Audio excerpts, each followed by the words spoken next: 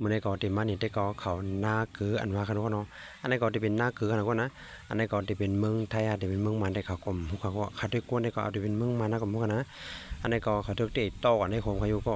นาเกือเนี่ยเขาก็พวกผลมาเนี่ยก็มันกลมไรขนาดก็นะผลมาก็ผลมายำกลมแล้วก็แต่ก็เขาได้ก็นู้นนาคือเหตุการณ์ทางกลมไงเดียวก็อันนี้ก็เขาเนี่ยเกลือเนี่ยกินไปไรขนาดก็นะมันได้เปลี่ยนจ้าไม่เขาก็แต่ก็เขาได้ก็เฮ็ดการสังกอตัดเลยขายแต่เลยเงินมันน้ำใจเลี้ยงง่ายเขาก็แต่ก็ทุกพยายามเขาทุกเฮ็ดนั่นเนี่ยพวกผลมาก็ยาวอ่ะได้กินก็แต่ก็เขาได้ก็นู้นอันนั้นก็เขาได้ต่อมาไว้ในโฮมเขาก็คือนี่มันจะแนวเนาะหน้าคืออันวางที่เป็นเสน่ห์กูก็ขาเขาตั้งแต่ก็เป็นคนมาในคำต้นยามหันหน้าคือก็ยามหันปองก็มาเมืองไทยก็ยามหันปองกันนะว่านะหน้าคือได้เป็นเสน่ห์กูก็มันนี่ข้าวสลัดขนาดว่านะอันนี้ก็ขอในก็จะเป็นหน้าอะไรเป็นเมืองมานะกับฮูก็ได้ก็รู้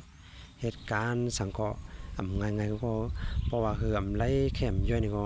แต่ไรเงินมาง่ายซ้ำใจง่ายห้ำหายาบขนาดก็เนาะแต่ก็เขาได้ก่อนก็โอ้การ